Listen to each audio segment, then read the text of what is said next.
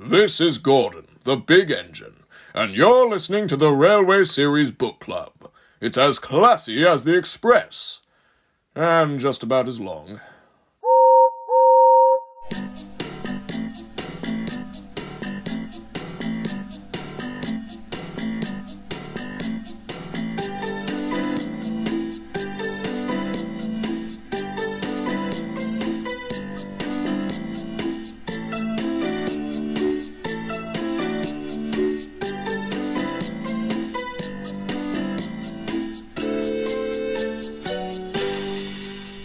You know what'll harm you if you learn it? What's that? Rosie was introduced in about, 2006, yeah? Yeah. And then in 2017, they changed her to be a red engine instead of a pink engine. Right. Yeah. So by, 2028 or so, she'll have been red longer than she was ever pink. Fuck off. Don't say these things to me. Sorry, guys, the passage of time is coming for us all. That may or may not be prescient, given the book we're covering today. I keep bringing this post up, but it's just evergreen. I will always be evil talking head songs. I hate the passing of time. So I have two things to say in regards to this. Number one is, I had a scare with my Rosie yesterday. Oh, what happened? My Bachman Rosie. So, I recently took down my little Brio layout, and I just set up, a couple of sidings to do some little shunting with my HO stuff. Yeah. And Rosie's wheels, jammed up. Oh. Her wheels came out of alignment, I guess, and she just completely locked up for a little while. What the fuck? I was able to free her off again, and she seems fine now. But just, I guess, as a little bit of advice, don't stop your Bachman Rosie too quickly, because you might fuck her up. Yeah. I mean, that is just general good model train advice. Don't Yeah. Yeah. Second thing is, on the topic of the passage of time being terrible, I have shown both of you famous children's character Hackerty Dog on numerous occasions. Of course. Yesterday was the 10th anniversary of the last regular host that I watched as a kid leaving, and it's just oh god, he's that. Oh no. They ship of Theseus your guys. They did. If you've seen We're Just Normal Men, We're Just Innocent Men, it's the dog from that. They always pair him with a human host. Yeah. And I watched him all the time as a kid. But yesterday is 10 years since the last of the hosts from when I was a kid left. And that makes me very sad. 10 years since they ship of Theseus, your favorite little guy. Yeah. He calls everybody cockers. Oh. He does. It's very funny. Yeah. He's from Wigan, and he loves Sue Barker. Surprised they haven't, called HR on him for that. Well, for being from Wigan? No, for calling everybody cocks. No, that's just a northern way of saying mate. Okay. Well, if it's from the north, it's okay. You wouldn't get it. He just comes on screen and says, "You're right, cockers." I love him. Yeah, but when I call everyone around my workplace fucking cockers, Anyway, welcome to the Railway Series Book Club, the podcast where we talk about the train books from back in the day. I am Jamie, the Queen of Sodor, pronouns she, her. I'm Vivian, I'm a spooky ghost, pronouns she, her. I bought a Game Boy player. It was a lot of money, you should PayPal me money. I'm Andrew. I have no tea today. I'm raw dogging this bitch. Oh no. Pronouns they, them. Also give me money. I am broke as fuck right now. Fucking give me money. I'm broke. Unfortunately, Give all of us you money. cannot We're do broke. this in an official capacity yet, because fucking update on last book club. We don't have the Patreon ready yet, because I was busy, and, like, look, we couldn't delay the podcast any longer to wait for the Patreon without, like, shunting this book till, like, the end of the year. And the Patreon will be up when the Patreon's up. In the meantime, put money aside so you can give it to us immediately. yeah, do that. Yes. But today we're going to be covering Duck in the Diesel Engine, or beginning to cover it at least. It's Hooray. it's big. It's It's time. back. It's time for. It's time for the book that has a lot of fucking baggage. I think it might be the most influential book because it introduces one of the most prolific characters and more or less redefines the entire conflicts that the books based on the main line are based around. And it is also just very good, you know. Like, it's a thematic turning point, I think. It's peak. It is peak. I would just like to point out very quickly. Yeah. I would like to point out the blurb on the back of the book Yeah. for this book, which Oh, yeah. starts with Duck, the saddle tank engine. That's not what he fucking is. That's not what he is, dumbass. Boo.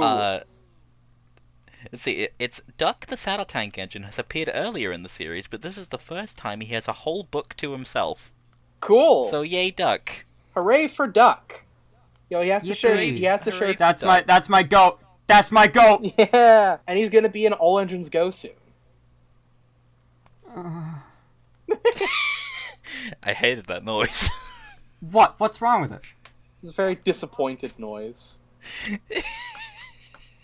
That wasn't a bottom noise. You just sounded very pained. Yeah, I was pained because I am pained. I don't Fuck think anyone you. accused it of being a bottom noise. What? Are you projecting? Are you projecting? I just want to point out, you're the one who brought it up. You're the one who said that you hated it to begin with. Yeah, I hated it because you sounded pained. The point is that I'm supposed to sound pained. Anyway, today we're talking about domeless engines. Jamie, Let's do you talk about ever domeless regret? engines. Do you ever regret the people that you choose to be your hosts? Oh, yeah. Not often enough to act on it. You cannot say that when you were also actively involved in the decision to bring me on permanently. True, but then Jamie was involved in the decision with me being on. So it all just comes back to me. I'm the original sinner. Yeah. Yeah. Cool. At the end of the day, The- everything truly- is Jamie's fault. Well and truly sins of the mother. Yeah. Anyway, today we're going to be talking about domeless engines, which Let's doesn't have much to do with any of the things we just talked about. No, that don't. I mean, Yeah, hey, More off is topic that... real quick and talk about the Minecraft trailer. Oh, must we? I really don't want to. Okay. I think the less said about it is the better. Oh, boy. I mean, hey, isn't this the quintessential book club opening? It really is. We go on numerous tangents when none of it Yeah. really links back. Yeah. But also, it's, like, kind of entertaining, and people will probably have a good time. This is how you know book club's back for Volume 3, baby. Woo! Let's go! I didn't even talk about my numerous travels. Yeah. Yeah, I was at the Edison show on the Saturday, and if, dear listener, you're listening to this right now and you saw me there, hello. If you didn't see me there that day, oh well. I don't remember if we recorded if we last recorded an episode of Book Club before or after I went to Audrey X. It was after Audrey X. Okay. My memory is bad and I'm a little eepy. I mean, to be fair, it wasn't book club, it was fucking Roundtable, but you should be watching Roundtable. You know. Yeah. Please watch Oh, yeah, Roundtable. Please watch Roundtable. You know, it might not be load-bearing to the story of Thomas, but it is load-bearing to, like, our It's load-bearing lives to our as autism. making book club, so, like, you know, Wait, It's there's It's bits load- you might miss. It's load I bearing talked to the about my travels on Roundtable. Fuck. it's load bearing to the schedule of book club if the Oh wait, if yeah, the you episode were at that Edison. came Yep. out in February talk is about anything Edison to go there. by. I did. Shit, I completely forgot. Wow, that... Look, I don't blame ya. Like, life was a blur immediately after recording that for me, too. Because I had to fucking move into my new house and shit, and that's why that episode came out so late. Listen. You should listen to Roundtable, partly because significantly less people do in comparison to book club, and we need the views, and also because, Roundtable is very funny, and it also sometimes significantly impacts the schedule of book club by several months. Yeah, because sometimes... Yep. Hey, at least, I did my research, okay? I did my research so it won't happen again. We know for a fact that the New York Toy Show is going to be in March, and NMRA is going to be in July for next year. So we're going to work around those, and we're not just going to assume the catalog will drop in February like a normal, thing. We learned our lesson this time. Yay! So hopefully it won't take until March for something to come out next year. Let's fucking hope. Anyway, let's get to it. Yeah, let's fucking read. I'm gonna be reading this one, and I'm gonna start by reading the foreword. Dear friends, we have had 2 visitors to our railway. One of these, City of Truro, is a very famous engine. We were sorry to say goodbye to him. The other visitor was different. I do not believe, writes the Fat Controller, that all diesels are troublesome, but this one has upset our engines and made Duck very unhappy. The author. Naturally, because he made Duck sad, we put him to death. We fucking killed him. With hammers and clubs and axes and other such sort things. His body is at the bottom of Thomas's Harbour. I feel like we'll have more to say about this exact topic later down the road, but it strikes me as interesting that the first thing that the Fat Controller, or rather Audrey speaking through the Fat Controller, says is, I don't believe that the diesel locomotive is an ontologically evil creature. Like, I don't know why, but it gives me the same vibes as, that one post that's like, my not involved in human trafficking t-shirt has people asking a lot of questions already answered by my shirt. That post? Yeah. It feels a bit like that. It kinda does. Now, okay, not your point, but I kind of want to see Topham wearing a not involved in human trafficking shirt. Oh my god! I'm surprised nobody's done that during the whole fucking campaign of Carrie Shale Topham memes. I don't think that's something people would really think to connect right off the bat. I mean, No, but fair to be enough, honest, but No, but I feel like if we raise this to Bon, then... Oh, yeah. Bonnabelle, you have your Yeah. mission. It is up to you Anyway, whether you choose to accept it. You all know what you have to do. By the way, I saw somebody on Twitter, posting the UK dub versions of some of the funny Carrie Shell Topham clips, and I don't think OP realizes that they're also fucking hilarious. Yeah, clearly Shale recorded first, and then Wickham had to match his delivery. Because, they're similarly absurd. Oh no! No. He just he doesn't give a fuck. He really doesn't. See, this is the thing, is, I do genuinely think Keith Wickham is a significantly better Topham in every conceivable way. Yeah. But also, Carrie Shale goes so fucking hard when he never has any reason to. He really does. He just gives the Fat Controller so much aura. Mr. Bubbles has lost his nose. Now he will be late. The mail cars are still missing. Like, you know, Where are the balloons? good friends We of must the have show. balloons for our party. Good friends of the show, Jordan, Rio, and Bon, have utterly decimated the end of Happy Birthday, Sir. Yeah, that's just a fucking But- unwatchable episode now. Hey, do not forget that I had a hand in that too. You know what? You're right. Yeah. But it's also it's just like. But my point is like, it's funny, partly because of all the memes, but also because he sounds like he's on the verge of a mental break. Yeah. Yeah, like U.S. dub. Yeah. Like he genuinely like does sound like on the verge of a mental break. UK dub, actually on the verge of crying from happiness. I'm gonna move into, like, reading the actual story now, because I don't have anything Yeah. else to say about the forward. Yeah, let's do Okay. it. Okay. A special train arrived one day, and the Fat Controller welcomed the passengers. They looked at everything in the yard and photographed the engines. Duck's driver let some of them ride in his cab. They're the Railway Society, his driver explained. They've come to see us. Their engine's City of Truro. He was the first to go 100 miles an hour. Let's get finished, then we can go talk to him. Oh, said Duck, awed. He's too famous to notice me. Rubbish, smiled his driver. Come on. I love this drawing of Duck so much. It's great. It's quite a good illustration. And it's also one of the few illustrations we have where we have, like, a before and after of the effects of time on it.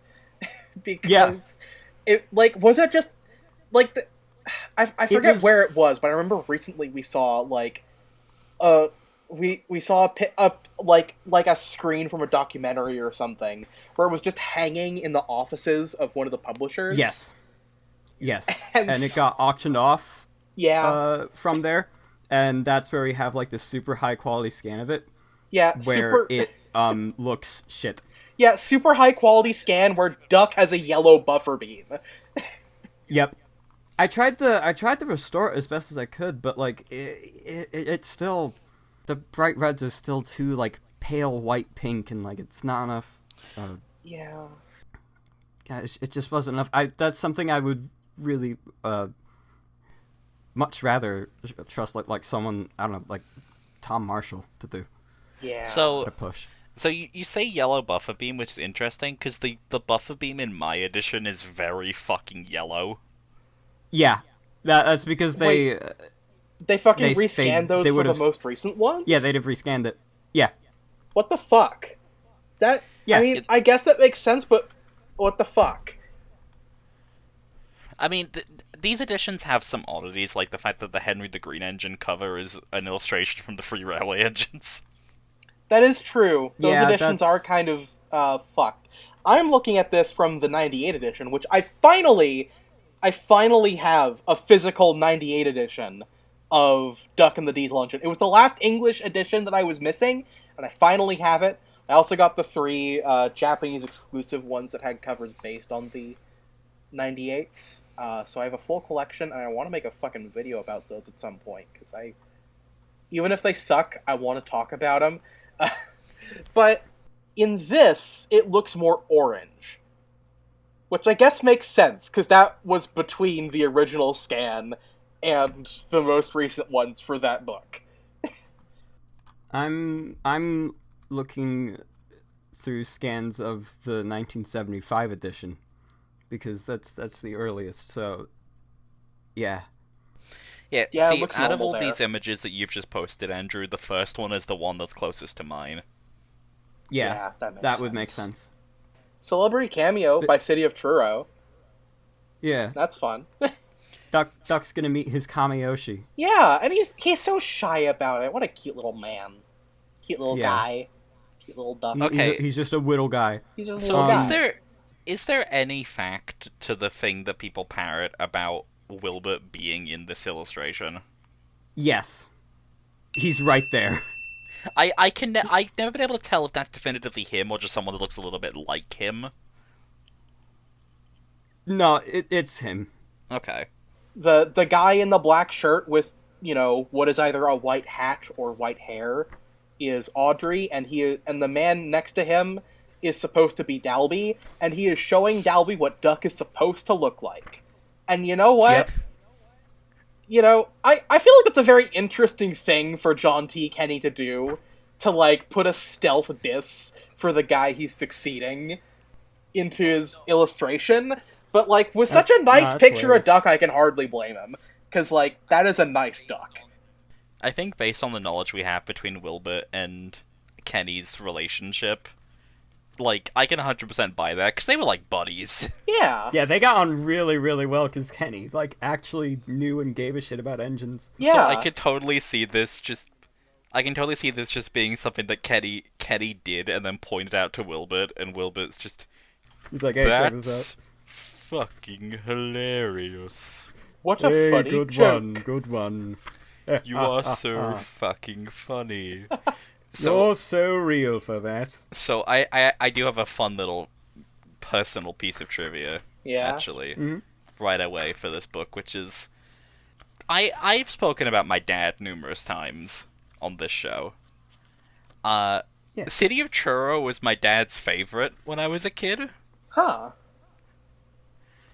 And I Interesting. think the fact that his favorite train was the one that didn't talk and didn't have a face is really fucking funny. It really is. Like, I don't want to segue into the TV series so early. Or I guess now would be a good time to, because I fucking, you know, whatever. Like, the fact that when they put Truro in the TV series, they did not give him a face is very funny.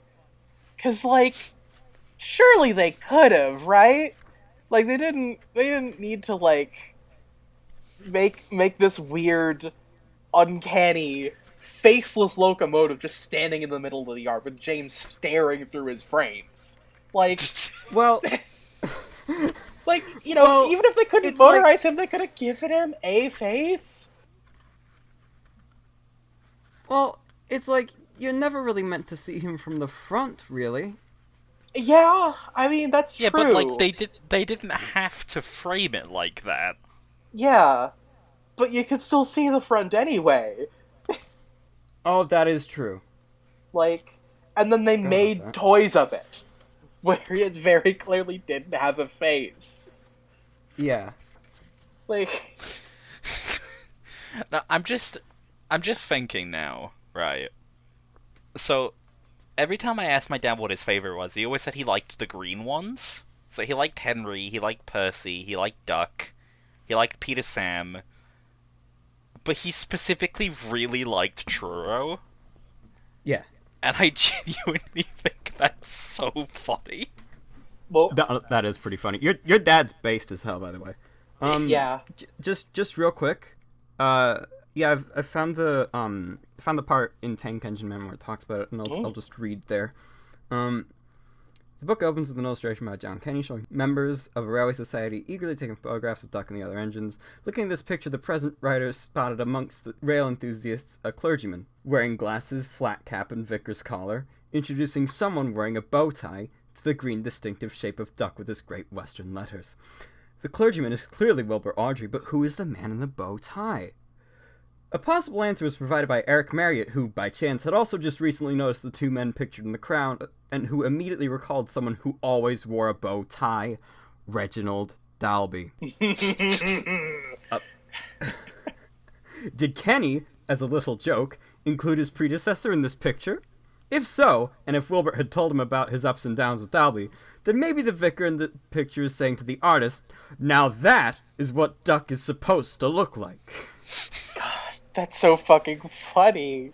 Like, he just I did love that. the implication. So it's not confirmed. However, if Eric Marriott was like, yo, that's probably Dalby. Yeah.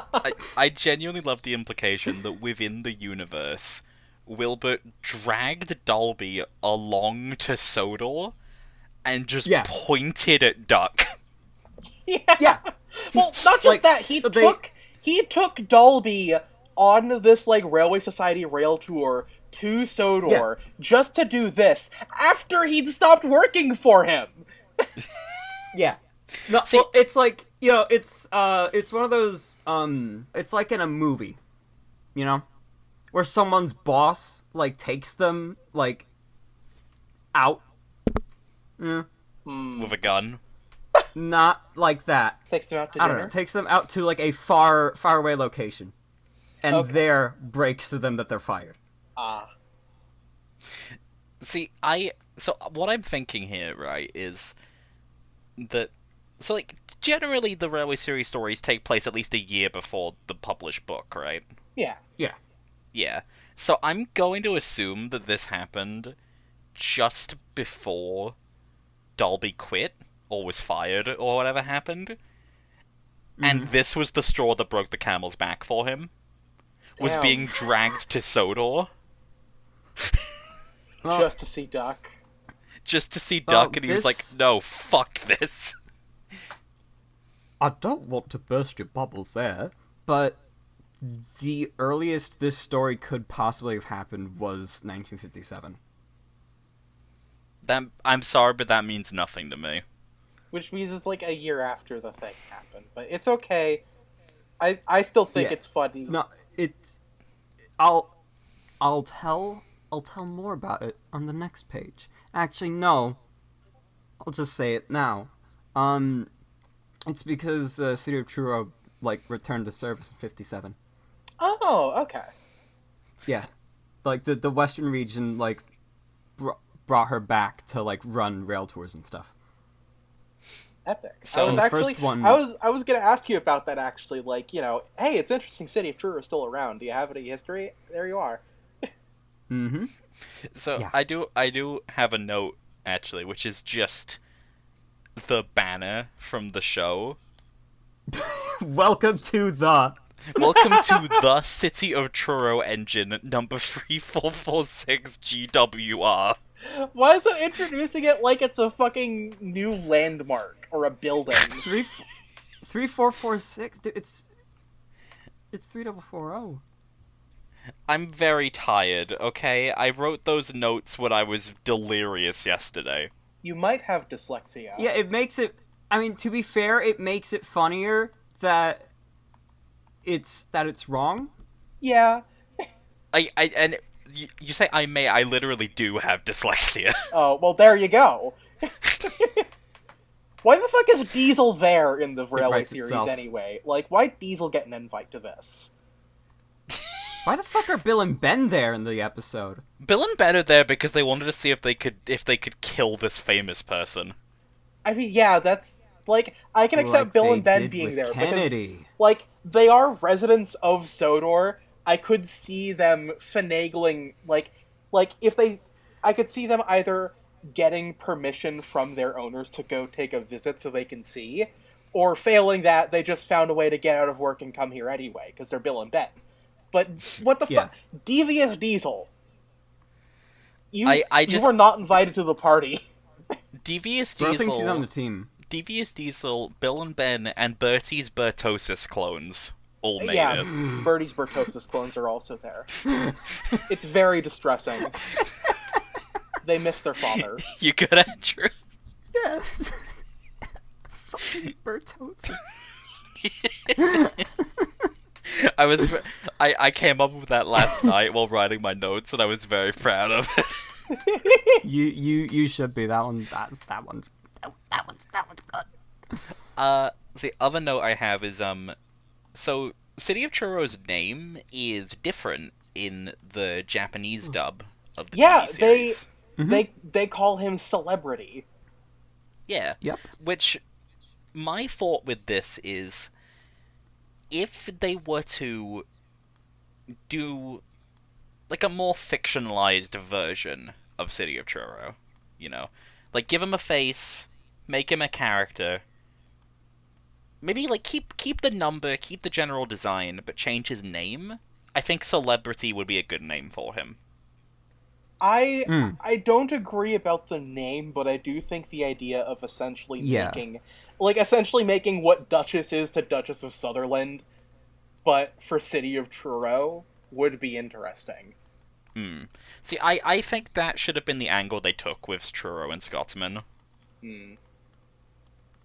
Yeah, especially with the way the NRM was fucking breathing down their necks back in the day. Like, I put down a note because I have another thought about TV series Truro. I think in a just world, if they'd brought City of Truro back to show up in CGI, because they were fucking obsessed with Duck and Oliver in those seasons where it could have happened, they should have made her a woman. Like, we already have Flying Scotsman as a man. Like, we don't need two record-breaking green male engines. Like, just make City of Truro a woman, since she has less identity overall in the series, and the world will be better for it. I know it wouldn't have happened because the NRM was fucking breathing down their necks after the TCC stuff, but, like, you know, it would have been cool. I do think, on the topic of Truro in the show, that it's so funny that they got so much more use out of Truro's model as a dead corpse than they actually did as a character. Yeah, as soon as this episode fucking ended, they took promotional photos and then killed it summarily. Like, I think it's even as soon as season 4, it's in the scrapyards. Mm-hmm. It's in fucking Rescue to the Rescue, I think. God. That's the earliest to see it. What a character, City of Truro.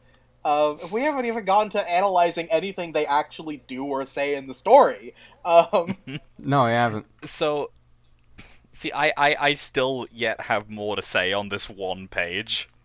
Yeah. Which is, so it's two things. First of all is, actually 3 things. First of all, James's eyes. What do you mean, James's eyes in between Truro's frames. Oh, right, okay.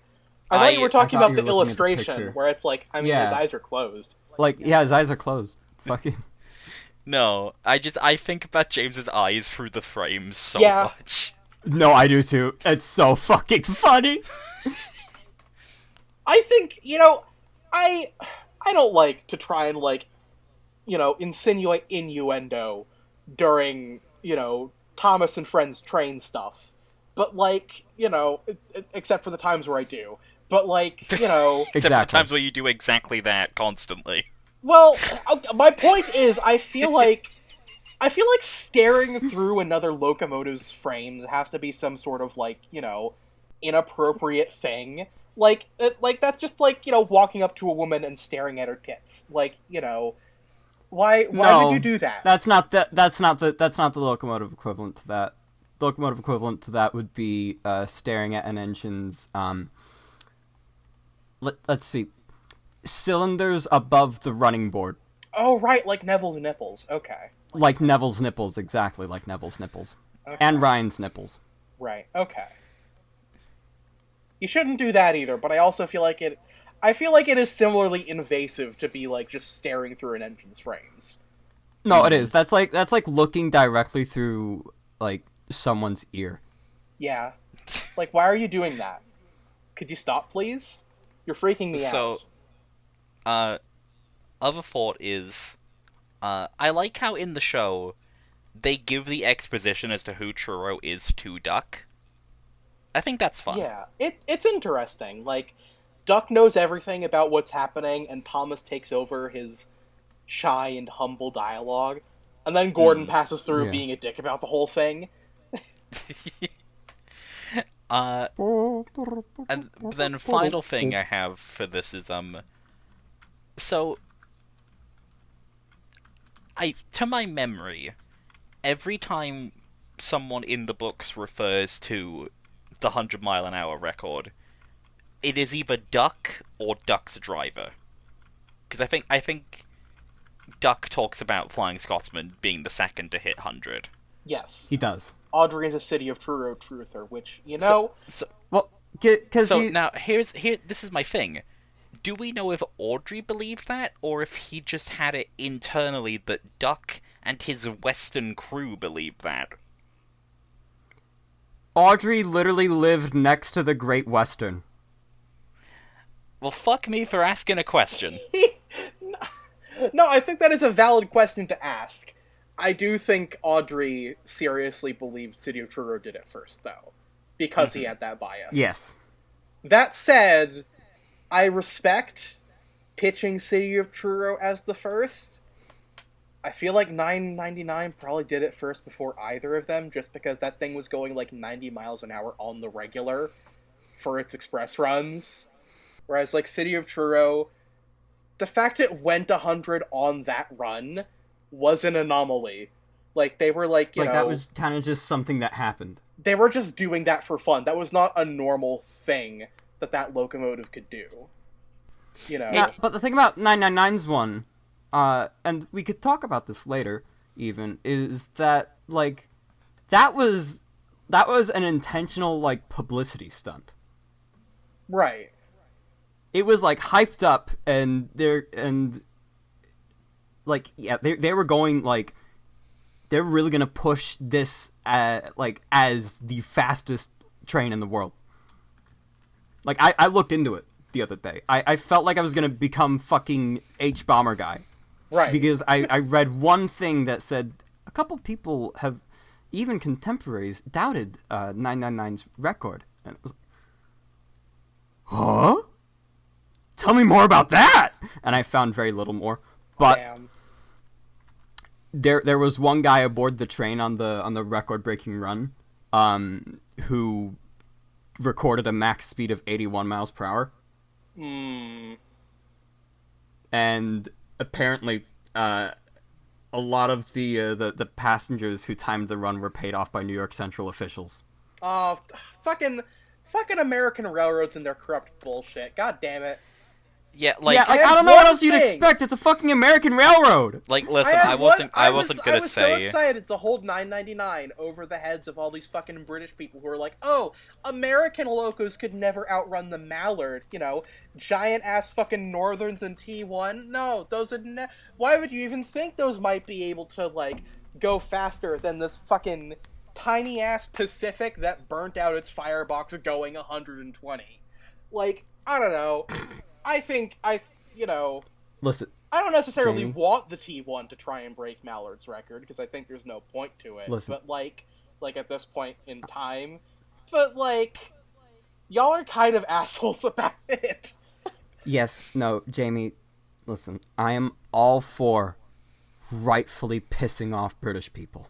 Especially ones with sticks so firmly up their ass about how fast the choo-choo trains go. However, 999 didn't do it. yeah, I'm sure his mother is very proud. But 999 did not do it. Now, I would like to concede, actually, that it was neither Truro nor 999 that broke the record first. It was the Lancashire and Yorkshire High Flyer Atlantic, number 1392, that was the first to hit 100 miles per hour on 15th July, 1899. I have never heard of this, but it sounds funny, so I'd like to believe it's true. Yes. And about that being really funny to believe it's true, the timings were never officially published by the company, and the fact that there is even any account of them at all are from timings of people who watched the train go by, making it actually significantly less substantiated than Truro 999, which, again, in turn, makes it the funnier one to believe wholeheartedly. Yeah. I need this thing to have been the actual 100 mile per hour record breaker. There actually was another high flyer that supposedly broke 100 a little after 1392, after 1392. It was number 1417, and it was the test engine for Hughes's back pressure release valves, and allegedly it became enshrouded in mythical legends over its performances. And Lancashire and Yorkshire Railway researcher Eric Mason wrote in his book on the railway, whilst there is no confirmation of an alleged 117 miles per hour near Kirkby, There is no doubt whatsoever that the engine did perform some really fast running in the capable hands of driver J. Chapman of Newton Heath. He did all the trial work with this engine and manned her on daily duty for many months, consisting of the 11:35 40-minute express from Victoria to Liverpool, back with the 1:40 p.m., and then the 3:20 p.m. semi-fast to Blackpool Central, returning home with the 6:35 p.m. express, which was booked to run non-stop from Lytham to Salford in the comparatively easy timing of 69 minutes. Okay. And David Jenkinson, who was former head of education and research at the NRM, and quite an authority on the LMS, said of this that, yeah, Eric Mason was the authority on the Lancashire and Yorkshire. If he said it, it is probably reasonably authenticated. So, in other words, high flyer sweep. High fire fucking sweep, let's go! Let's go! So, to give my thoughts on it, I wholeheartedly believe that if given the opportunity, a lot of American engines could definitely take the record from Mallard. Yeah. Oh, yeah. Yeah. 999 still didn't fucking do it. Yeah, I'm accepted at this point. Like, Yeah, like, it was a fluke, man. It was a fluke. Yeah. Like, it was a stunt. It was fucking... It was a, you know, Like, if they were like, fucking, if the timers were paid off by the New York Central, it's fucking Jover. if they had to be paid off, then it didn't happen. Yeah, Yeah. you know. Something else I'd like to add is that it has also been conjectured that locomotive crews reached high speeds in defiance of speed restrictions, but played down the fact because of the fear of losing their jobs. And this is something that plays into something I'm going to bring up on the next page when Duck actually talks to Truro. We've been on the first page for like 40 minutes. We have been. Hey, to be fair, I'm pretty sure 20 of those minutes were before we started actually looking at the book. And in fairness, this has been a very interesting discussion. It is. There's Yes. there's a lot of fucking interesting things to talk about when it comes to City of Truro. It's like there's a celebrity cameo in this book, and it's interesting to talk about the celebrity cameo train. Gay City of Truro be like, I love unofficially going 100 miles per hour and also cock. True. Listen, But guys, what if she was a lesbian? I just want to. I mean, she still loved cock. I mean, yeah, girl cock. Yes. Girl cock, of course. I am never going to shut the fuck up when we get to Stepney the Bluebell Engine. It is just going to No. be 3 hours of me being autistic, and I'm not sorry. Yeah. Also, Since when is this podcast ever not just us being autistic? this is literally... we're doing this podcast because we're autistic. Read the room, dong! You are fully within your rights to be autistic, Vivian. We support you. You're preaching to the fucking Tism choir here. I think Stepney did 100 miles an hour first. True. Yeah. Well, I quite personally believe that the Western Clevedon and Portishead Railway's rail tractor, the shed, as some have called it, did 300 miles per hour. I am, I'm pretty sure that the atmospheric railway managed to send a guy on a flatbed hurtling at 100 miles per hour far before anybody else. But that's not a steam locomotive, so it doesn't count. Nah, snot. See, Jamie, I have been meaning to go back and watch that video for fucking months, because I think about that one scared man so much. It's beautiful. Like, that and the tube full of rat viscera. Like,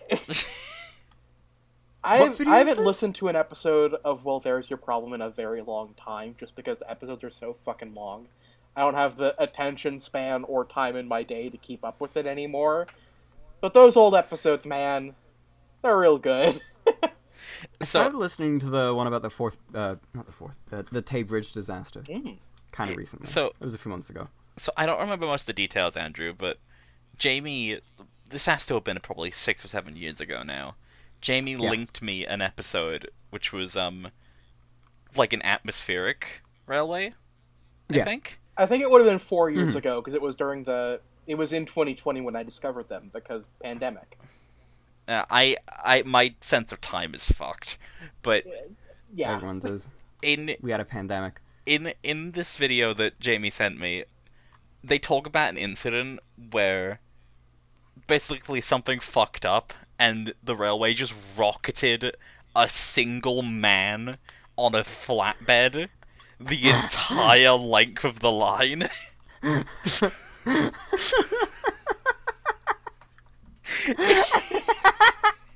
Just a single very scared little man. And I think about him so much. One last thing, real quick, about 999 that I meant to bring up actually was that her record-breaking run actually happened in my neck of the woods. Because what was it? She was taking the train, the express from Buffalo, which is like a couple hours out from me, to New York City, and the supposed 112.5 miles per hour happened somewhere outside of Batavia, which really isn't very far from me at all. So, very, very cool thing. Yeah. It is very, very cool that the railroad company paid those guys off right on my doorstep. Yeah. What a cool thing to have had happen. Wow! Not to abruptly change topic anything, but I noticed something else with just staring at the wiki gallery for the episode. Henry's not here. Henry's not here to meet City of Truro. They gave Devious Diesel an invite, but not Henry. Diesel stole Henry's invite. Diesel fucking punched Henry's lights out. No, here's the thing. Diesel, on his way in. Diesel momentarily freed Benry from the loop line and just left Benry to his own devices with Henry for half an hour. They had gay sex. Oh. They hate fucked so good. Yeah. But then presumably presumably justice was restored by the end of the episode, because I'm pretty sure Henry's there at the end. Yeah. Duck found City of Truro at the coaling stage. "May I talk to you?" he asked shyly. "Of course," smiled the famous engine. "I see you are one of us."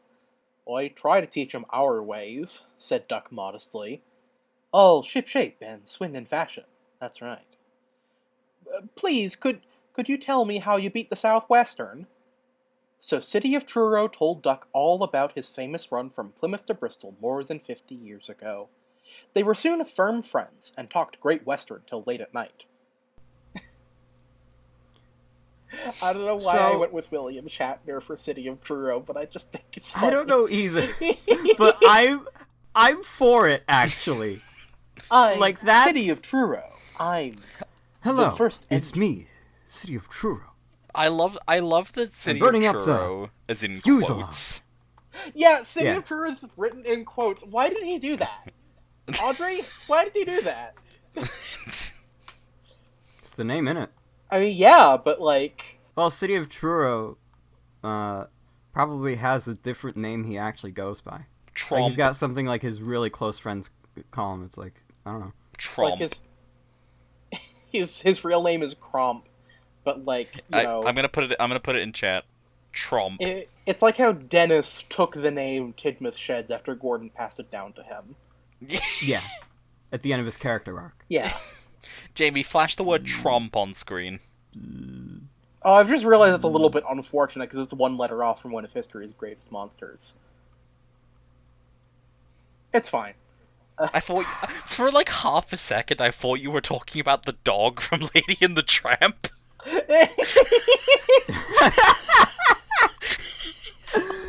No, I'm talking about... I'm talking about like, swamps from Mario. The Orange Man. Like, Jesus, Jamie, what's your problem with Lady and the Tramp? No, she hates it.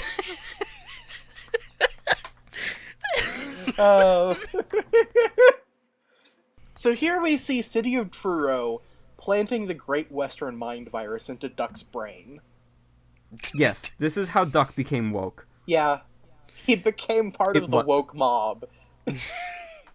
I also love the conspicuous framing here to avoid giving City of Truro a face. So he's just presented ass first to the camera. Again, like William Shatner, in Star Trek, to be clear. I forget who said this, but it really does just expose how Audrey's work has, 5 different levels of kayfabe going on at any given moment. We can't show a face on a real locomotive you could see in real life, because that'll create unrealistic expectations for the children. So, it's facing backwards. Don't worry about it. And then Flying Scotsman comes in. Yeah. Oh.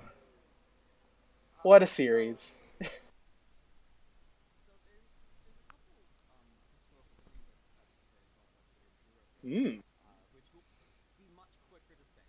Okay. So I mentioned before that City of Truro was brought back into service in 1957, and she was given her old pre-grouping livery and her original number. She was put onto excursion trains, and I did some research a little bit ago. I'm not sure if this would have been an RCTS tour or an SLS tour, but judging by the fact that Audrey says Railway Society was probably RCTS. Quick note. The first of the rail tours that Truro went on was actually to the Talaclyn. Oh. It was an excursion there organized by the TRPS. However, Truro herself didn't go to Towin, she just brought the train as far as Shrewsbury. Aww. Where a lanky tank and a Duke dog took over and brought the train the rest of the way. What, she couldn't just, stand on the main line where the wharf oversees where the big trains pass? No. Damn. That's fucked up. Not so fun fact about City of Truro's return to service. Oh? They didn't have the proper Great Western Indian Red for her at the time. So they painted her frames bauxite. Oh dear. Have fun with that information. That sounds really bad.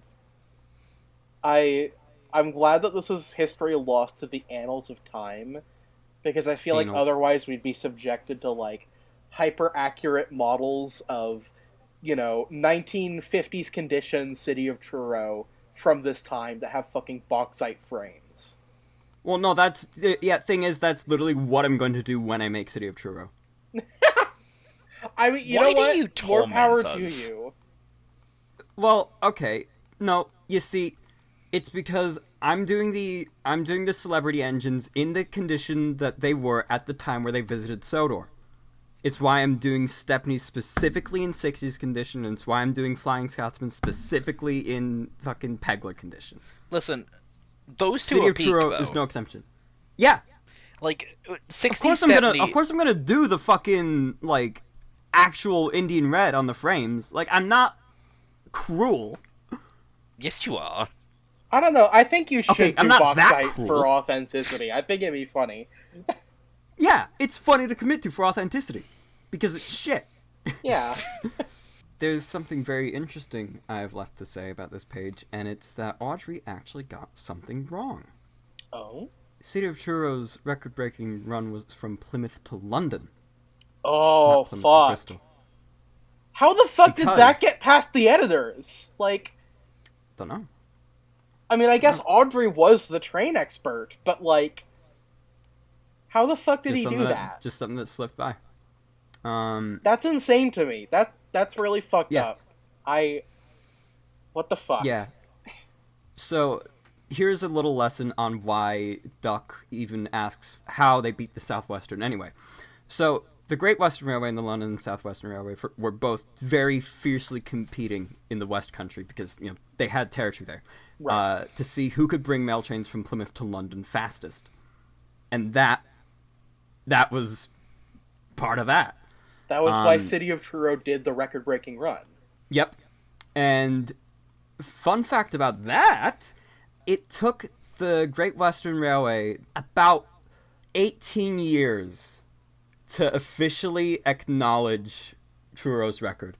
And it was because there's a pretty big public concern at the time about, speeding trains. I mean, fair. Because there'd been an accident outside Preston in, 1897, I think?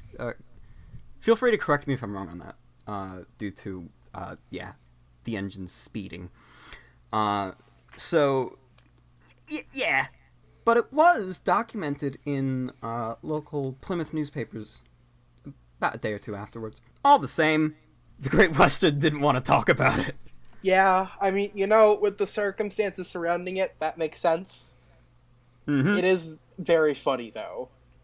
That Yep. it's like, oh man, we did this incredible thing with our locomotive. Let's not talk about it for a while till the heat dies down.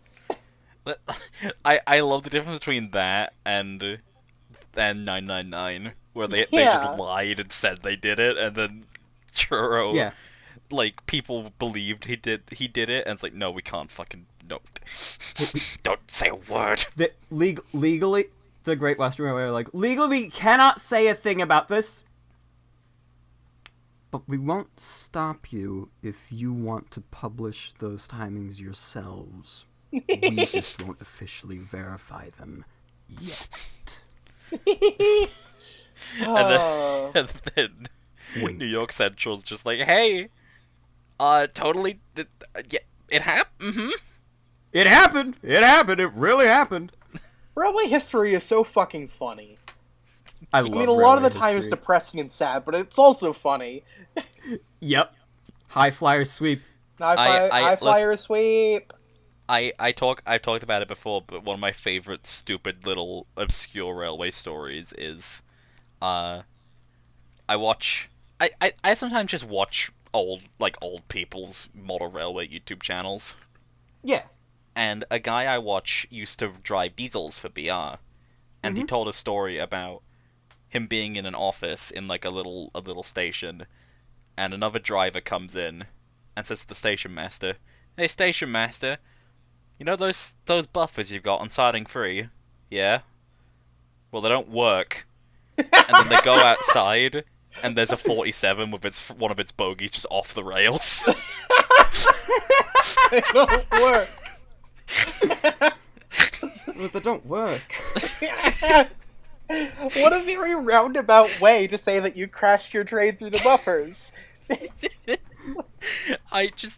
That has stuck with me for like the last 2 or 3 years because it's so funny. That's a respectable as fuck way to say it, to be honest. It's just, you know those buffers? Yeah. They don't work. Then he left. Like, just fucks off and refuses to elaborate, leave. it's like he literally that was the end of his shift. So he came in, said, like, they don't work, left the office and went home. Fucking legendary. Leaving the fucking station master to deal with all that shit. Like, Legendary. oh my god. Giga Chad. Listen, if you ever think your Sodor story is stupid, just remember that actual railways are even stupider. Yeah. Yep. Reality is stranger than fiction. Really, one last thing. Very, very small. This is Kenny's first illustration of the coaling stage. Oh, yeah. That's all. Yeah, I like this illustration of the coaling stage. It's very nice. Duck looks very polite. He does! He's got a cute little smile. Like, he's so excited to see his Oshi. Yeah, he's so shy meeting his Oshi. Yeah. City of Truro left early next morning. Good riddance, grumbled Gordon. Chattering all night and keeping important engines awake. Who is he, anyway? He's City of Truro. He's famous. As famous as me? Nonsense. He's famouser than you. He went 100 miles an hour before you were drawn or thought of. So he says, but I didn't like his looks. He's got no dome, said Gordon darkly. Never trust domeless engines. They're not respectable. I never boast, continued Gordon modestly, but 100 miles an hour would be easy for me. Goodbye. So, I have a very distinct memory as a kid of watching Gordon the Famous Visitor, right? And wondering what the line, he went 100 before you were thought of, meant? Because I hadn't fully gripped, people have to build trains. Yeah. So I just assumed that it was that, like, trains just come into being when someone thinks of them. Yeah. So I just thought someone had thought of a big train named Gordon, then he just manifested into reality. Gordon appearing. Wow. So I just thought, I wonder if he was bored in the ether before someone thought of him. Damn. Well, like, also in the TV series, I love that Thomas is there and basically just eats most of the things Duck says. Literally everything Duck says. They needed him to be involved. All of Duck's info dumping now belongs to Thomas. Yeah. Especially when... It's especially funny, too, because Duck is right fucking there. Yeah, like... And if you look at the original script for the TV episode... We have that? Yeah, like, there's a page from it that... I believe it was that Northern Star. Oh, right! Posted it with like all the Shining Time Station stuff. But yeah, Thomas like says there, "I told you." He's famous. Thomas is taking the fucking credit, dude. Absolutely nuts. That's fucked up. Thomas is a fucking valor thief, is what he is.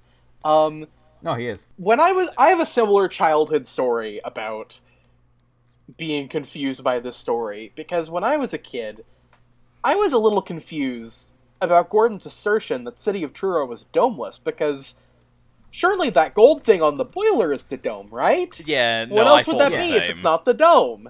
I thought And then the after a same. while, I decided that it wasn't a dome, because it wasn't sufficiently rounded.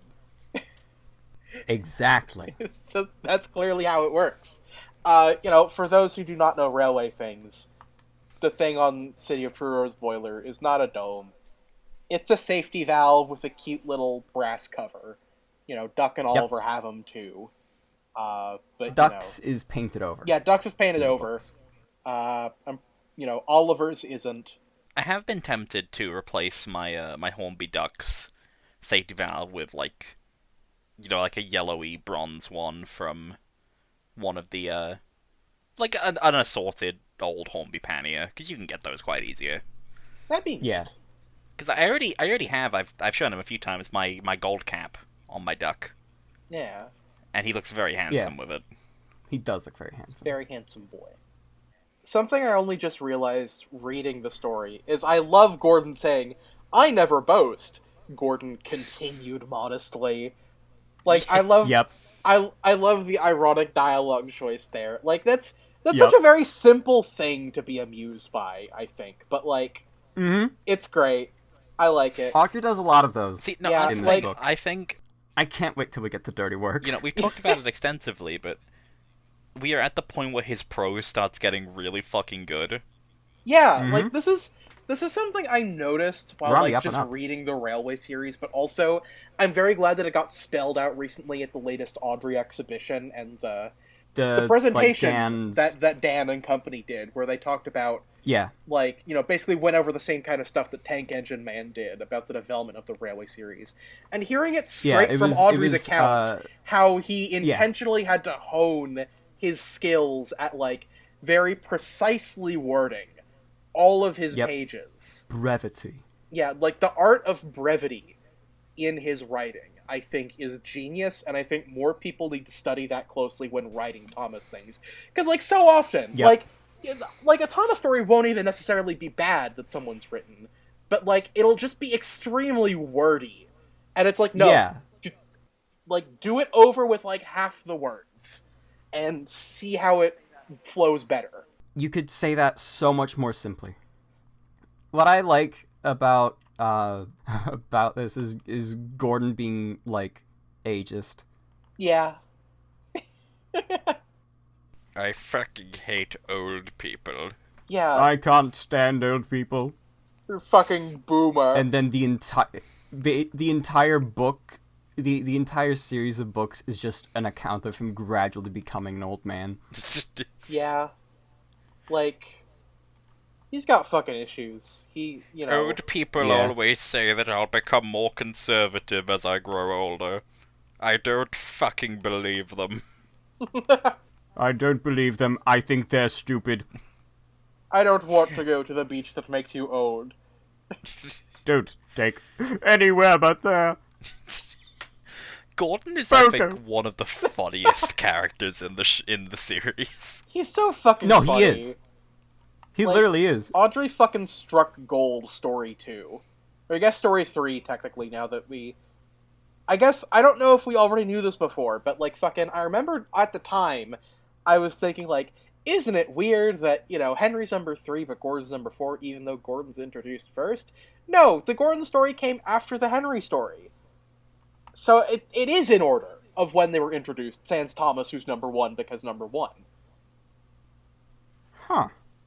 Yeah. I don't remember if that was, like, something that was revealed recently in the, like, you know, again, the Audrey presentation, or just, like, something I picked up reading that must have been. Engine Man. But, like, yeah, that's how it was. My assumption with it was just that he didn't want to have all 3 of the first 3 numbered engines being blue. I mean, I feel like that'd be a valid way to do it, too. Because, like, you know, you need a bit of color variation, even if you are, you know, only using 2 or 3 different colors. Yeah, because if in that idea it would be blue, blue, blue, green, red, green. And that just doesn't sound right. Yeah. Yeah, no. Blue, blue, green, blue, red, green. Yeah. Now that. Maybe it's just because we're used to it, but I do think it is a lot more natural Perhaps. that way. I'll say it doesn't keep up, but like the increments of 3 being green, I think is a nice little round out. I think it's nice. Yeah. Yeah. I mean, except for Donald, because he's blue. Donald Yeah, but could be green. we're only talking about engines 1 through 6, who are the ones that Yeah. Mattel cares about. Yeah. But Not that that matters, but Duck's like, back. but Duck's back. Oh Duck's my back. god. Mattel does care. It's about him. Mattel does care. Mattel does care about Duck, right? Because he's back, right? Right? Andrew, Duck's been dead for I've 15 always years. You have loved to you. move on. There are 2 pieces of art from me that are derived from this illustration. Oh.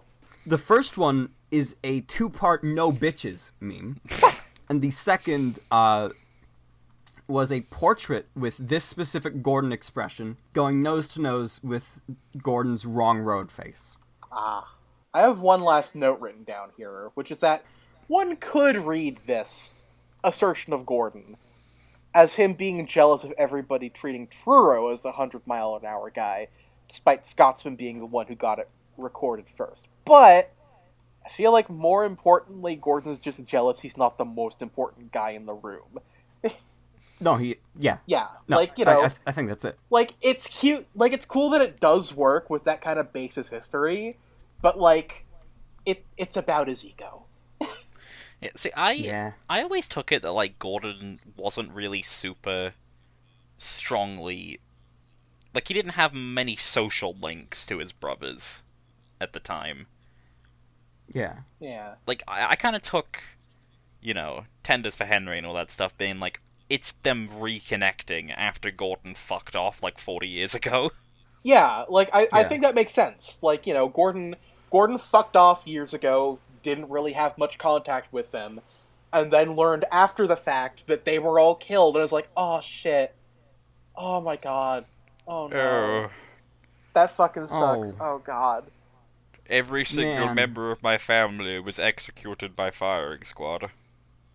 Every single person was my enemy. I can never reconnect with the family that I shoot away ever again. Oh fuck. This. Oh no. Oh no.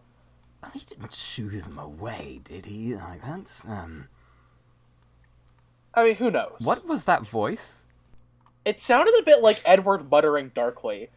It's you know what it Sounded like British Solid Snake. Yeah, it's my fault was it sounded like Edward if he was doing a shit impression of Solid Snake.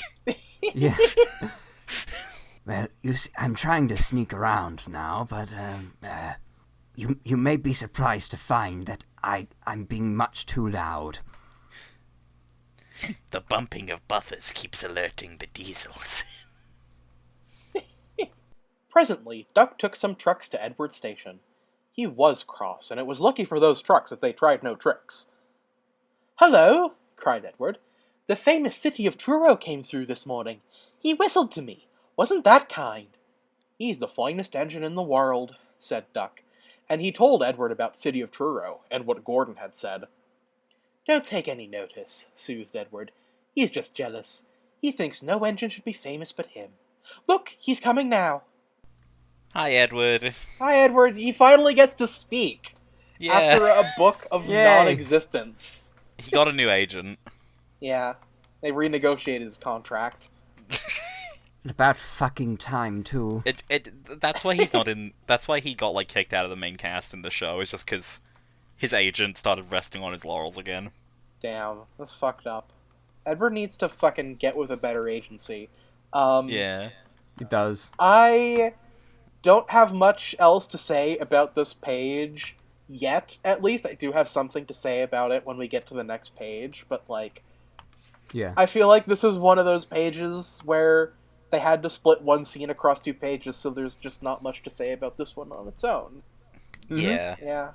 I will say about the equivalent to this scene, to the page, even in the television show, and it's that I've got a very specific memory of it being, playing on the TVs in Target one day when I was very young, Interesting. and it was on Best of Gordon. I was I was walking like with my mom in Target, and all of a sudden Duck was just on one of the big TVs in Target, and I was like, yeah, You pogged IRL. Best of Gordon. I pogged IRL. Yeah, I pogged. I pogged. Child me pogged. As I said before, I did my notes for this yesterday while insanely tired, Yeah. and I didn't go back to check because frankly I didn't have the fucking energy. But I think I registered Duck having a henge tanker. Does he? No. Oh. Unless he does. Wait, hold on. The Let black me- one in his let me train, ch- I let think, me check looks the like episode. a henge tanker. I will Let me send the check the PNG episode. that I am looking at to you. I also have a Best of Gordon related memory to do with this, and it's from, like, fucking a couple days ago, because when I was writing the notes for this episode, I finally have a DVD player at this new house that I moved into, which is technically an old house, but it's a fucking long story and I'm not going to tell it. Yeah, But don't. I have a TV. I have all my DVDs in one place, most of which are Thomas or other train DVDs, and I have a DVD player. So I just fucking watched a bunch of Thomas DVDs and had a lot of fun. And for my notes on Gordon and the Famous Visitor that I'm adding into this Domeless Engines notes sheet, I just watched it off Best of Gordon, and it was Good great. shit. Honestly. Gordon's boiler seemed to have swollen larger than ever. He was running very fast. He swayed up and down and from side to side as his wheels pounded the rails. "He did it, I'll do it, he did it, I'll do it," he panted. His train rocketed past and was gone. Edward chuckled and winked at Duck. "Gordon's trying to do a City of Truro," he said. Duck was still cross. "I should think he'll knock himself to bits," he snorted. "I heard something rattle as he went through."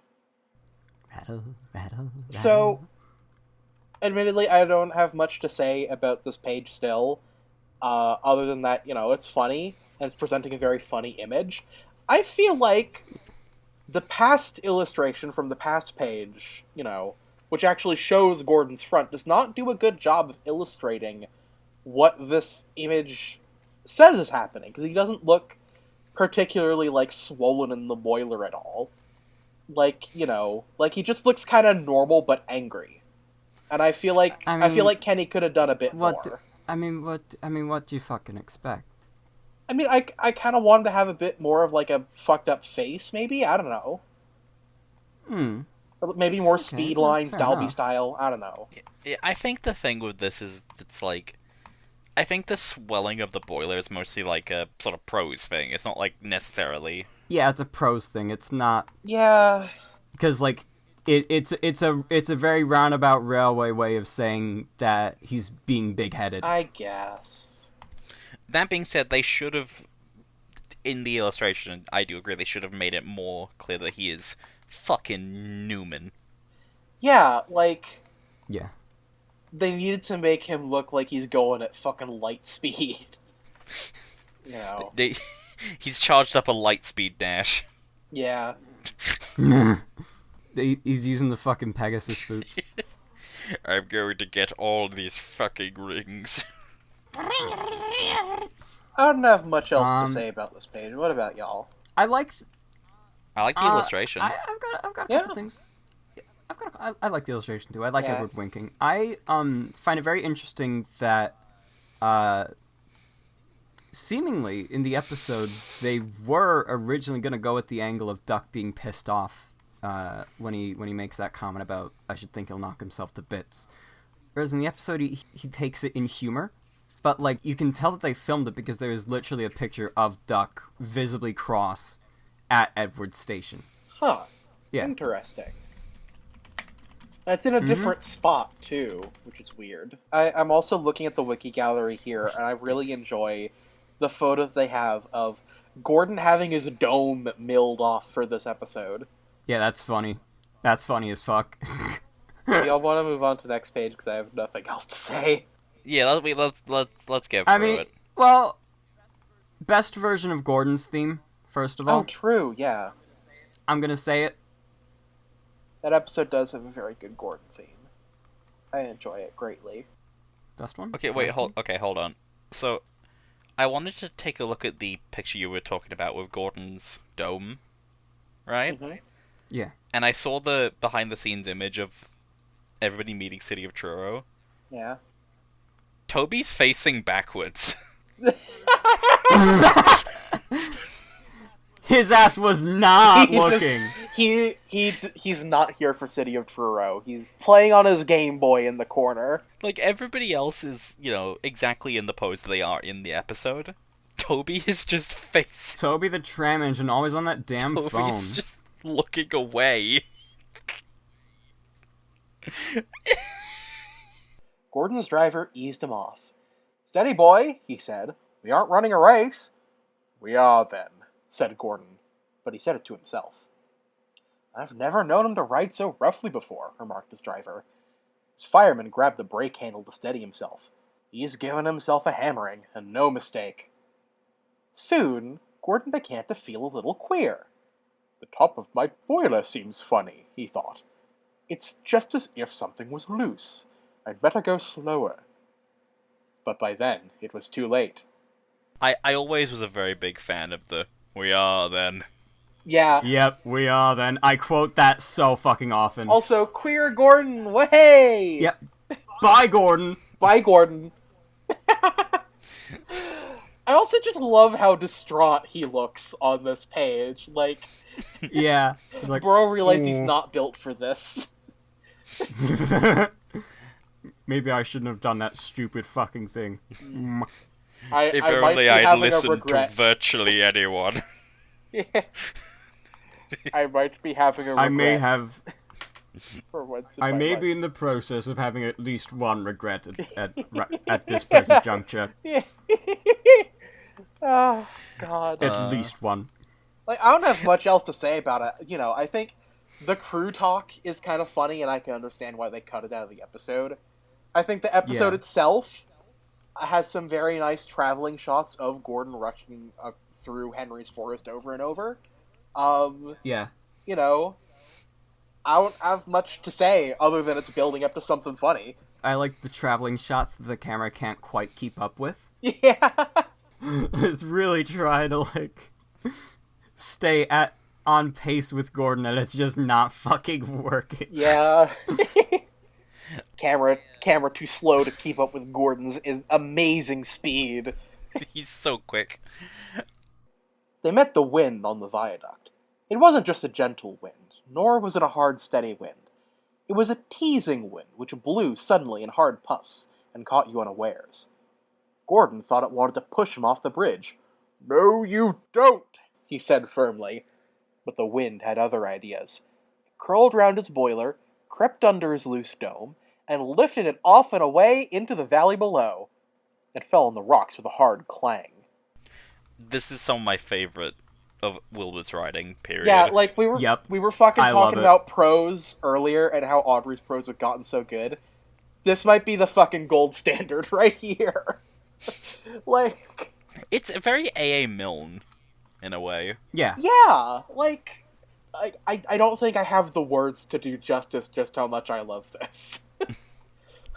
I think the best way to describe it is it's very Winnie the Pooh. Yeah. Yeah. And those books are delightful. So obviously this is delightful too. Those books are lovely. They're fantastic. I am reading this out of the 98 style edition, and I love, this is new to me, so I have time to like so I can like absorb this as a new reader as opposed to like it just being a natural part of like the world. But like I don't like the chopped up illustrations, but I do kind of like the little cutout of just the dome on its own on the page. Yeah, just the dome on the next page. Yeah. Like, it's, like, I don't think this is a good way to present the books. But, like... It is a dog shit way to present the books. But it is funny. But that is funny. Yeah. See, I do love stuff that, like, has fun with the illustrations from page to page and stuff like that. Yeah. Yeah. Like, I recently read the entirety of Unbelievable Gwenpool, and Yeah. the shit they do in that comic with the gutter space is genuinely so much fun.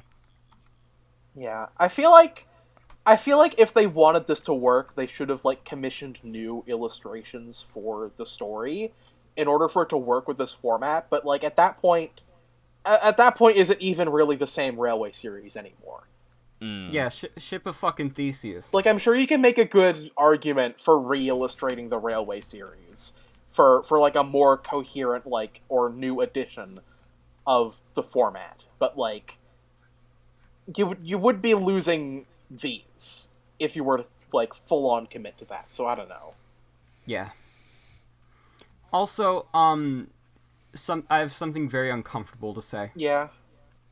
There's a typo on this page. What?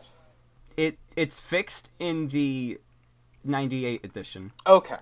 but that edition also creates another typo. Oh, no. Yes. This typo is, this first one is that the J is missing in just. That's fucked up. I can't believe that happened. It wasn't us a gentle wind, nor was it a hard steady wind. And, so, that being fixed in the 98 edition had the caveat of fucking up Pop Goes the Diesel. Oh. What? Did they take a J from Pop Goes the Diesel? They took more than a J from Pop Goes the Diesel. They took an N and a G from Pop Goes the Diesel, because Duck says there are two ways of doing this. That's fucked up. In the 2004 edition, though, the J typo is still there, but Duck still says there are two ways of doing things. Okay. However, in the 2015 edition, the J typo is fixed, but Duck says there are two ways of doing this. And that is reflected, unfortunately, in Bruce Alexander's narration of it. It's very interesting that they changed things to this. So I think someone just fucked up, to be honest. Yeah. Wouldn't they just be using the transcript, though?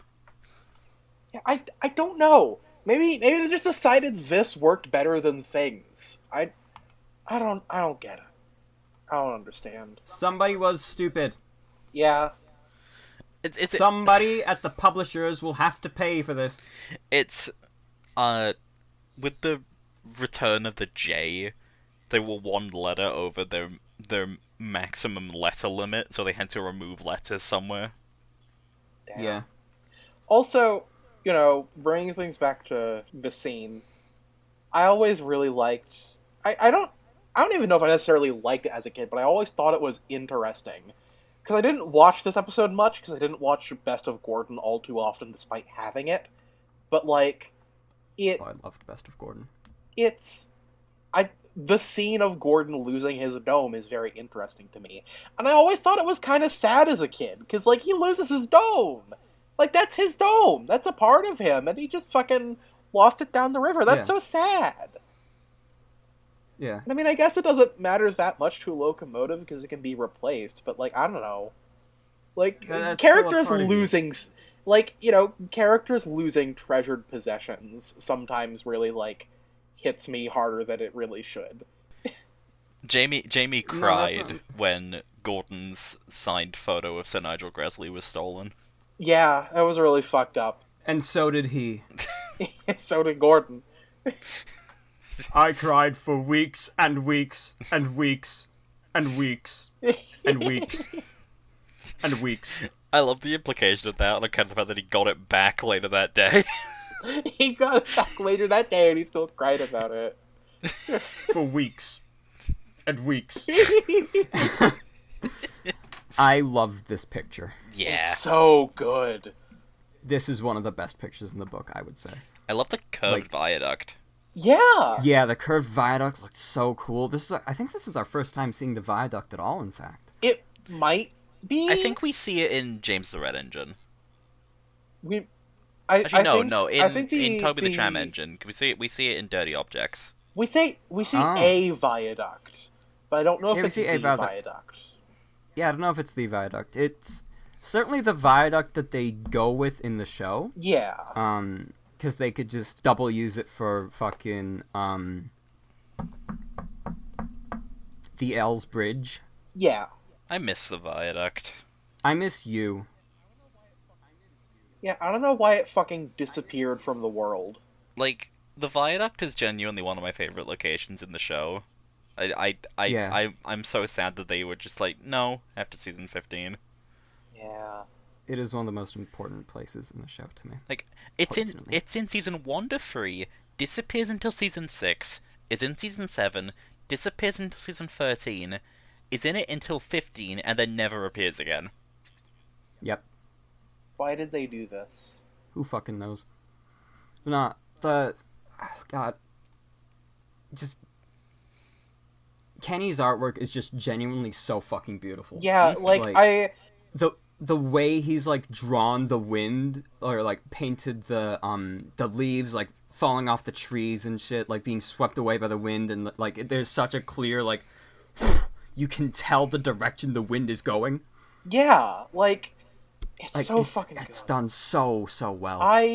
It is genuinely difficult to write notes for a page without saying, oh my god, this artwork is so good. Like... Yeah. Like, it feels like a given at this point. Well, that's why I'm the one who talks about the artworurt generally. Oh, true. Because, I'm the artiste. I get the feeling that maybe something is meant to be where Gordon's dome is. Yes. I don't think it's just meant to be an infinite black abyss. Yes, which brings me to the point that the TV show got it a little more accurately than the book did. By having the bit I always registered it in my mind as a pipe. Boiler. Yeah. No, that's It's the thing. It's not a pipe. It's just it is the apparatus. The apparatus. I'm going to strap a child into the apparatus. Oh no, Gordon, don't do that. He's going in the machine. There's nothing you can do about it. Yeah, like the place where the dome falling off, like in the show, like it obviously, like it kind of just splits in half, which is a bit odd. But yeah, in the book, you can see that the entire cover flies off, which is, what would happen. And actually, this is based on something that really happened. Or likely was. There's no, definitive answers as to, this is definitely what it was. But the Real Stories database points to an anecdote which Richard Marsden of SIF shared that is recounted in RCTS Locomotives of the LNER Volume 6A, which reads as follows. The locomotive inspector was on board the 3 to 10 a.m. York to Woodford Class C goods. The run was usually headed by a York V2, but this time had a Woodford K3 instead. When crossing the embankment near Staverton Road, the dome cover came loose and was lifted by the wind to land at the foot of the embankment. And the K3 in question was number 61809. which got binned. But there's a nice photo of it up on the wiki. Yeah. Also, this happened in 1958, but before the book was, published. Mm-hmm. Right. I don't expect Gordon would have been any less hot-headed had an inspector joined his crew on the footplate that day. I don't know about you guys. Yeah. It, that feels like the kind of thing Gordon would still make an ass of himself in front of. Mm-hmm. Just no matter what, he will do this to himself. Yeah. And it will be hilarious. Gordon was most uncomfortable. He felt cold where his dome wasn't, and besides, people laughed at him as he passed. At the big station, he tried to wheesh them away, but they crowded round no matter what he did. On the way back, he wanted his driver to stop and find his dome, and was very cross when he wouldn't. He hoped the shed would be empty, but all the engines were there waiting. "Never trust domeless engines," said a voice. "They aren't respectable." W.H. Smith cameo. W.H. Smith mentioned "We Up, way." Yo! I love the show replacing the people with trucks. Yeah! I was gonna fucking say, that's so good! Well, I mean, it's very silly, and doesn't make sense that the trucks can just surround him on their own. But it's also kind of funny that they decided, no, we can't have Gordon wheesh at people. We'll have him do it to the trucks. They deserve it. Yeah, they are not part of the moral world. See, I took it as not necessarily that they're crowding him. It's more so just that he saw, 2 of them and got so panicked that he stopped in the middle of them and just never thought to move. Yeah. He just stopped in the middle of the yard and, that's just where all of them are, and he's not thinking, oh, I can just walk away from the situation. No. He's paralyzed by the fear that they're all laughing at him and his domeless boiler. He even comes back light as well. Yeah. When presumably that would have been, Return Express run. Yeah. He just didn't do it. He just left everybody. He just fucking gave up, I guess. He gave up. No, That's I'm why going Henry's home. not there. I need to go find my dome. Stay. That's why I don't care what Can you you do. help You're me staying find my here. shoes? I mean, dome. That's why Henry's not at the shed. Because Henry's Yeah. pulling the express. Henry gets the express. Good gracious, Gordon. I finally get to fucking You can't do pull the something. express. Henry will have to do it. Jesus Christ, Gordon, take a fucking bath. Fucking hell. So, in the US dub, there is a music cue that plays after Gordon loses his dome. It's the wham, wham, wham, wham. Yes. That is only in the US dub. Huh. It is not in the early UK dub. It is not in the later UK dub. It is not in any other dub except for the Hungarian dub, which is dubbed over the US dub. And that technically doesn't count. That is really weird. Yes, it is very weird. Look out for the train. I do not know why this could be. The US dub of Thomas just seems like they just let it do things sometimes. I mean, I guess it makes sense because, it was the second biggest dub they had. The only competition is the original dub, the original UK narration, and the Japanese dub. Small correction. Sorry. It was the Ukrainian dub that was dubbed over English. Oh, Sorry. okay. Carry on. Carry on. Okay. No. Finish what you were fucking saying. I think I'm I said done. all the things that I meant to say. Oh, okay. Never mind then. Yeah, and the other interesting thing about it is the echoed soundtrack. That music cue doesn't echo. Huh. So what I think it literally is it's just they accidentally left the UK backing track on. Huh. As well as the US backing track. Anyway, yeah, I have a particular attachment to this picture of Gordon. 10 years ago when I made a very old model of him, that was his face. That was his face that I used, and I also got the texture for his splashes from this picture. And it's very grainy and full of little dots from being, a fucking printed illustration, scanned. And, yeah. Oh. I've run out of things to say about the story. Like, it's just... I've had a hard time, finding things to say about the story to comment on, because just the story itself is so good that, I don't have anything more interesting to say about it other than, the things that surround it. I think we still had some Story's so pretty good, she was interesting speechless. discussions. Yeah, we've had interesting discussions. But, after a certain point, it's kind of tapered off and just been yeah, this is really funny and I like this. Do you want to move it? Yeah. Let's move it to rankings now, I think. Yeah, sure. The story rules.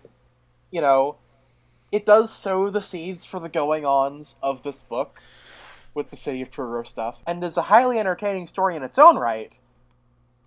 I think I give it a Donald? I'm edging on the Douglas, but I'll... what do y'all think? I'd probably say Donald, too. It's not my favorite, but it's, really, really fucking good. Donald, yeah. Yeah. Give Donald Oh, hey. across the board. Just like all engines go. We ranked it the number of the engine that definitely didn't do 100 first. Yeah. Hey, hey! That's thematic resonance. It's like poetry, ladies and gentlemen, and others it rhymes. Oh. Thank you, dear listeners. Yeah. So next time we're going to talk about Pop Goes the Diesel. Oh. I'm sure there will be absolutely nothing interesting to talk about. Oh, definitely There not. will be fuck all to talk about. Yeah, what even happens in that? Why who even do cares? an episode? Why would we even do an Yeah. episode on Pop Goes the Diesel? Nothing Yes, earth-shattering occurs in it, Yeah. But, we'll see you next time, I guess, for that. Yeah. Thanks for listening, everybody. Yeah, thanks for New listening. season, let's go. Goodbye, everybody. Join the Discord, because I forgot to say that earlier. Join the Discord. Join the Discord. Glad I got that in at the join very Discord, end. Yeah. Goodbye, everybody. Bye-bye. Bye, everybody.